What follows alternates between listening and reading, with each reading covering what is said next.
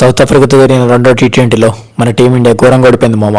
ఏకంగా 51 రన్స్ తేడాతో ఓడిపోయింది. టాస్ గెలిచి మన టీమిండియా మొదట ఫీల్డింగ్ తీసుకుంది. బ్యాటింగ్ వచ్చిన సౌత్ ఆఫ్రికా 20 ఓవర్లు అయిపోయేసరికి 213 టార్గెట్ పెట్టారు. సౌత్ ఆఫ్రికన్ ఇన్నింగ్స్ లో క్వింటన్ డికాక్ 90 రన్స్ కొట్టి టాప్ స్కోరర్ గా నిలిచాడు. 214 టార్గెట్ తో ఎగిన మన టీమిండియా మొదట్లోనే వికెట్ కోల్పోయింది. మన vice captain Shubman Gill duck out అయిపోయాడు. అలాగే కొద్దిసేపటికే అభిషేక్ శర్మ కూడా అవుట్ అయిపోయాడు. నెంబర్ 3లో బ్యాటింగ్ రావాల్సిన సూర్యకుమార్ యాదవ్ తను రాకుండా అక్షర్ పటేల్ పంపించాడు. బ్యాటింగ్ వచ్చిన అక్షర్ పటేల్ 21 బంతులు 21 పరుగులు మాత్రమే చేసి టీమిండియా ఇంకా ప్రెషర్ లో వెళ్ళడానికి కారణమయ్యాడు. అలాగే తర్వాత బ్యాటింగ్ వచ్చిన కెప్టెన్ సూర్యకుమార్ యాదవ్ కూడా వెంటనే అవుట్ అయిపోయాడు.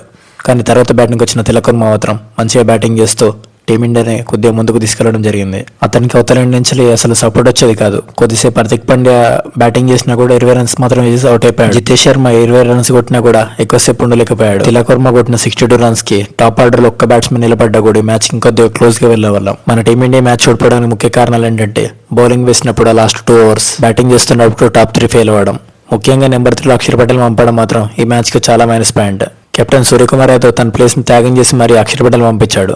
ఆ ప్లేస్ లో తిలక్ వర్మ పంపించినా కూడా మ్యాచ్ రిజల్ట్ ఇంకోలా ఉండేది. ఎందుకంటే నెంబర్ 3లో బ్యాటింగ్ చేస్తున్నప్పుడు తిలక్ వర్మకు మంచి రికార్డ్స్ ఉన్నాయి. నెంబర్ 3లో అక్షర్ పటేల్ అంటే ఆల్రౌండర్ పంపించే బదులు తిలక్ వర్మ పంపిస్తే బాగుంటుంది. అలాగే మన కెప్టెన్ వైస్ కెప్టెన్ బ్యాట్ నుంచి ఇంకా రన్స్ రావడం లేదు. మన కెప్టెన్ సూర్యకుమార్ యాదవ్ 5 రన్స్ కొడితే వైస్ కెప్టెన్ మాత్రం ఏకంగా డక్కు పెట్టేశాడు. లాస్ట్ 10 ఇన్నింగ్స్ లో 3 సెంచరీలు కొట్టిన సంసన్ పక్కన పెట్టి మరి గిల్ ని టీంలో తీసుకున్నారు. కానీ గిల్ మాత్రం తన పూర్ ఫామ్ ని కొనసాగిస్తున్నాడు. అలాగే కెప్టెన్ సూర్యకుమార్ యాదవ్ కూడా తన ఫామ్ ని రీగెయిన్ చేసుకోవాలి, లేకపోతే ఖచ్చితంగా తన నేమ్ ని కూడా తీసేస్తారు టీం నుంచి. రోహిత్ శర్మ, విరాట్ కోహ్లీ లాంటి పెద్ద ప్లేయర్ టీం నుంచి బయట పంపించాలని చూస్తున్నారు. వాళ్ళు ఎంత మంచి ఫామ్ లో ఉన్నా కూడా టీం నుంచి తీసేస్తున్నారు. అలాంటిది ఫామ్ లో లేని సూర్యకుమార్ యాదవ్ ని తీసేయడం వాళ్ళకి పెద్ద లెక్క కాదు. అలాగే 3వ టీ20 మ్యాచ్ ధర్మశాల స్టేడియంలో జరగబోతుంది.